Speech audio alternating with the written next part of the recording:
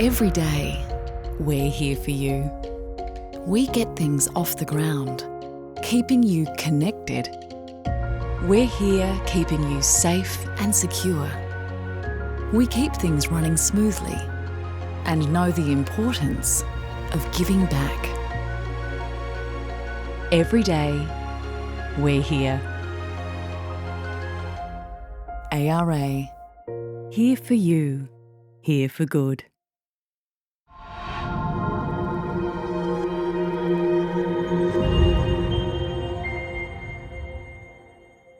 Welcome to Quick Wisdom, and thanks for joining me.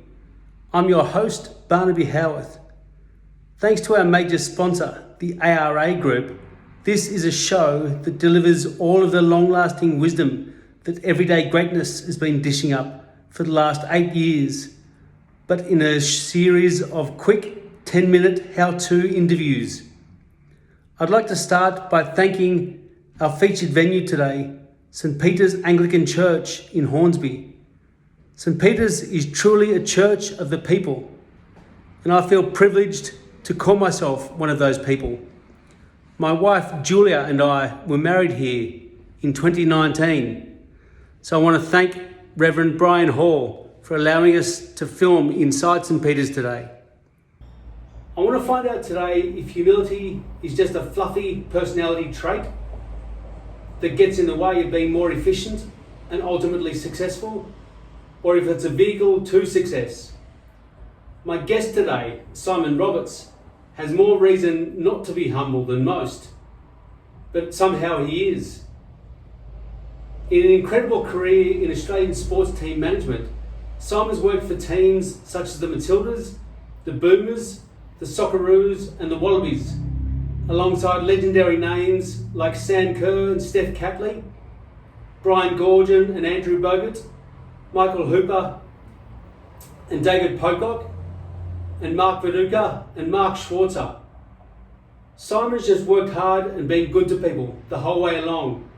He's won some and he's lost some, but regardless of the result, he's always just kept planting seeds of small goodness everywhere he walks and had faith things would work out. Humility may or may not have been the reason Simon's successful, but the facts remain. Simon Roberts is humble and he is successful. It's my privilege to say that Simon Roberts joins me now on Quick Wisdom. Simon, thanks for joining me. Yeah, thanks Barnaby, thanks for having me. I feel a bit blessed to be here. That was a great intro, so thanks for having me. You're welcome. So let's start with your resume. Who have you worked for, in what role, and who's been in charge while you've been there? Yeah, I suppose I started in VFL football under Donald McDonald, the ex-North Melbourne player in Melbourne, and then I had an opportunity to come to Sydney, I'll be 23, 24 years ago now, to work for the Boomers with Brian Goorjian. So I did an Olympic cycle with them, which included the 2004 Olympics. Then I spent 10 years at Football Australia, working over a variety of teams, Olympic team, Matildas, Socceroos. So that included various international tournaments, including World Cup, 2008 Beijing Olympics. And then post that, I had a World Cup cycle with the Wallabies through the 2015 World Cup in England, which was just massive, and we played in front of a World Cup final against the All Blacks. Unfortunately, we lost, but it was a fantastic experience. And then I transferred into rugby league, working for the Rugby League Players Association for 6 years, and worked across the game, across all clubs, across players, and then I just recently joined the AFL Players Association as New South Wales Major. So yeah, been fortunate to work across 5 different codes at the elite level. It's an incredible resume. Thanks. So as a young bloke growing up, working for national sporting teams and going to World Cups and Olympics, what examples of humility did you witness in Australian athletes? And when you saw them, why did that make you think being humble was important yourself? Yeah, well, I suppose if I go back, I grew up on my parents had a pretty strong work ethic. So my mum worked in a hospital on reception for 25 years from 10 o'clock at night till 8 in the morning. And I don't know, we just grew up under where our parents were hardworking, and nothing came easy. We had good opportunities, but my parents worked hard for it. We had jobs at home. And then I had to work hard for my career. I was never going to be an elite athlete, so I wanted to work in sport. I used to watch the Wallabies players put the bags on the trucks, and I'm like, I want to work for that team one day. And I just started and got the opportunity, and I suppose examples I've got a couple. One of them was the first time I ever worked with the Socceroos. I remember landing in Argentina in a hotel, and Mark Viduka's down the other end of the hallway. And Mark comes straight up to me, he walks probably 40 or 50 metres, introduces himself as if I didn't know who he was anyway. And he goes, "Hi Simon, welcome to the Socceroos, you're now part of our family, you're now part of our team." And I'm thinking, this is a superstar. And I was a bit starry-eyed at that stage, and this was the World Cup qualifier for the 2006 World Cup. This was, we were playing Uruguay away and then back in Sydney, the massive World Cup qualifier. And for someone like that to be that humble, and Mark Schwarzer was the same. Mark, would come and introduce himself. I'd take him off sometimes in a separate car with the goalkeeper coach and training, and Mark would want to talk about your family and your background. And I see these are just normal people, and that kept me humble as well. So, Very cool. They're cool stories. Yeah. So, is travelling with national sports teams all 5-star accommodation and hunting and fighting off groupies hunting for autographs?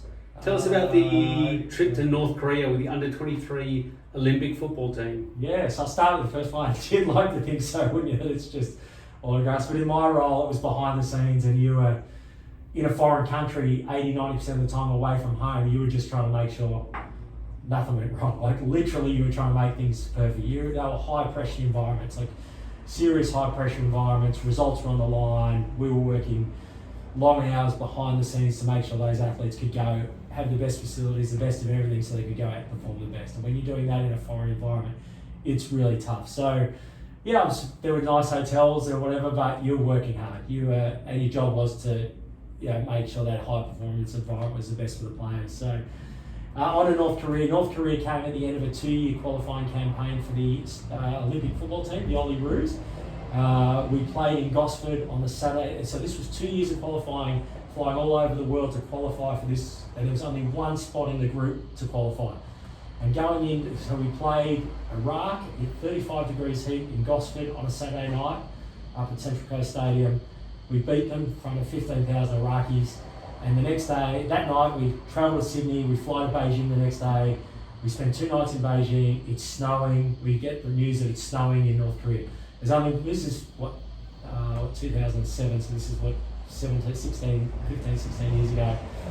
And there was only one flight, 2 flights in and out of Beijing to North Korea, to Pyongyang. And I remember flying in, and you have to, and this old archaic airline, you have to drop all your phones, everything, all they take, and they're watching you, they're filming you, everything's history. But we get in there and we had a result to get. So we had to win or draw to make the Olympics after 2 years of qualifying. It was 14 games of qualifying. We'd been to Lebanon, we'd been to Qatar, we've been to Hong Kong, we've played games in Australia. I can't, where else we played? Lebanon, I think we played in Lebanon. And we get in there and it's snowing, and it's like the pit. We go to training in the afternoon. It's an artificial pitch, and the field is under snow. It's under like a metre of snow, and they've got these trucks on the ground. And we go to the meeting, and the lights go out in the meeting for the match meeting. I'm thinking, there's no way. And the 2 of the referees couldn't get in. The flight couldn't land, so they had to get 2 North Korean referees. I'm thinking, we're up against this. And we turn up the next day, and they've got trucks of army people with shovels to get the snow off the ground. Eventually, the field is clear, but you can feel the sleet on the snow. And the game's at like 2 or 3 o'clock in the afternoon. It's like -5 degrees. And the field is clear, but the rest of the stadium, around the stadium, is just full of snow, To start the game, and we go down 1-0. We concede a goal, I think it's in the first half. And in the crowd, then they start diving all over the ground. We didn't stop the game when they dived, and they were feigning injury. And all you could hear from the crowd was, ooh. It was like this crowd and like these soft claps, and if they played well, and then I think we scored a goal. Adrian Layer, who was at Melbourne Victory at the time, corner comes in off Mark Milligan, scores off his shoulder, could have been scored, and we hold on and we qualify for the Olympic Games in Beijing in North Korea after 2 years. And you look back now and you go, what an amazing experience to qualify there. And in those days, the score wasn't on the internet or anything. I had to ring the score out. I had to get on the phone. And I remember in the hotel room, the president of North Korea, his photos were up on the bed, and you couldn't put them. They said you're being watched everywhere you go. And geez, we had a hell of a party that night. I remember coming back to the hotel and like dropping the US dollars, and there's a bar behind the thing. But it was pretty special. There was only the 30 players and staff. No one else. If you qualified in Australia, players would have been out partying or whatever. it's a pretty special thing. It was a pretty rough getting up the next morning to try and get out of, not miss that one flight out of North Korea back. So I remember staying in the hotel and the lifts were going so slow and players would take the stairs, but everyone was scaring each other. And you look back now and you're like, how many people go to North Korea? And how many people get to play in an official... The Matildas have been there for a friendly game, but we're the only Australian team at that stage that had played an official qualifying game for a very important tournament, the 2008 Olympics in North Korea, and we qualified North Korea. Graham Martin was the coach, fantastic, held the boys together. We had a job to do. We had to get in there and get that job done, and we got it done. Now that is a story. Yeah, I love to write a book about that one. So have you ever seen anybody in all of your years get success as a direct result of being humble? Yeah, I suppose if I look back on it now, you look at those guys like Schwarzer and Viduka and all them, they're humble guys, and you look at their careers and now Viduka runs a cafe in Croatia. He wanted the spotlight. He was in the spotlight because of his success as a football player. And then I look at the 2015 World Cup Wallabies team. It was just a team of players and staff that worked hard, and we made the World Cup final. Now, we didn't win, but we made that World Cup final. And there's a pretty special story that goes with that. I remember it was before the game we played against England at Twickenham, and Adam Ashley Cooper comes up to me, famous, obviously Wallaby, comes up to me and he goes, Simon, someone I know is really sick in hospital. He's a referee a rugby referee from Australia. He's come over, he's got cancer, he's really sick, can we go and see him?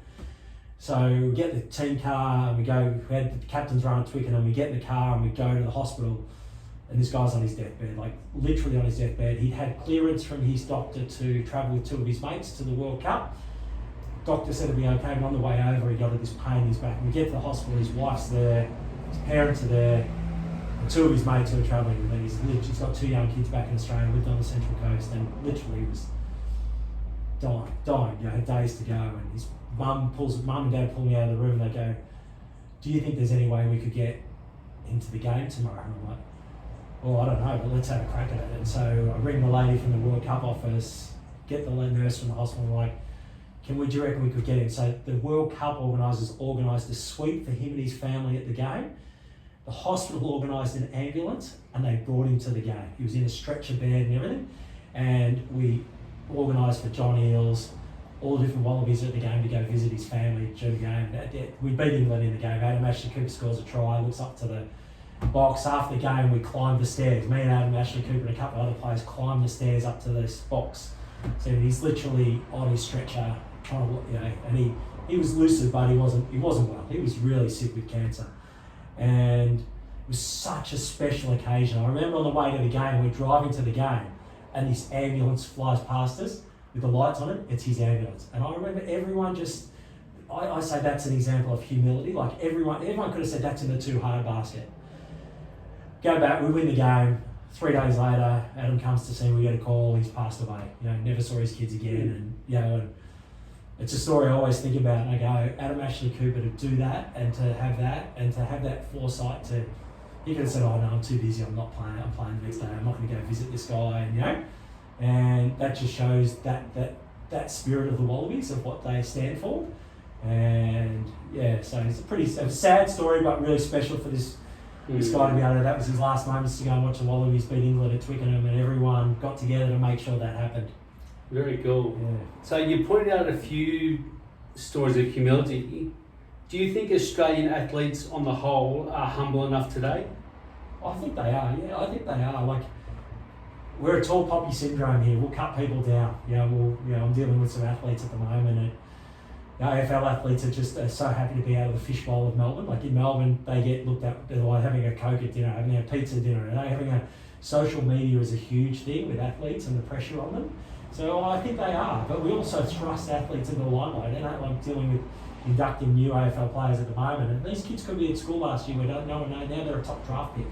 And the pressure is on, social media to perform, contract performance, all those sort of things. So, I generally think they are. You've got to realise these are young people. People's brains don't develop fully till they're 25. We're throwing people in the spotlight, performance, anxiety, all those sort of things as well. So, I suppose my job is to make sure we support those players to try and allow them to be the best in the environment they can. So how does that compare to when you were managing teams I guess there was a lot less pressure with no social media back in those days.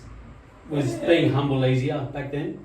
Yeah, probably. Yeah, I think so. And I also think you're always going to have some players with ego, and there's nothing wrong with a bit of ego. Ego drives performance as well. And if no one had any personality, we'd all be saying they're boring athletes. So we need you need the people with a bit of spark. That drives. But I think you've got the range of different athletes that come from all socio-economic backgrounds and different backgrounds. Every sport is different. Like I'm learning that AFL is different to rugby league. I spent 6 years in league, and the Wallabies was different to basketball. And basketball set me up. We're the Boomers. We had no money. We had nothing, but we had amazing team spirit. We had an amazing group of players and staff that just got together. And we didn't have a lot of resources, but we all got on well. Brian Goorjian is amazing. I could talk about Brian Goorjian for days, but if there's any coach out there or person who wants to look into a coach, I'm telling you, at 71 years of age, he's still coaching the Sydney Kings, and he's an amazing person and an amazing coach. Very cool. Yeah. So you're a really humble dude yourself. Have you ever had moments where you've regretted being so humble and wished you'd been a bit more ruthless to get ahead?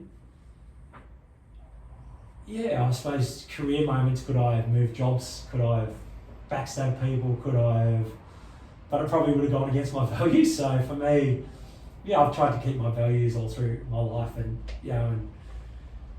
that's how I've tried to keep myself humble. At the end of the day, I'm working behind the scenes to support sporting teams. That's my job. So if I strip back the layers, yes, I've had some amazing experiences, 3 Olympic Games, World Cups.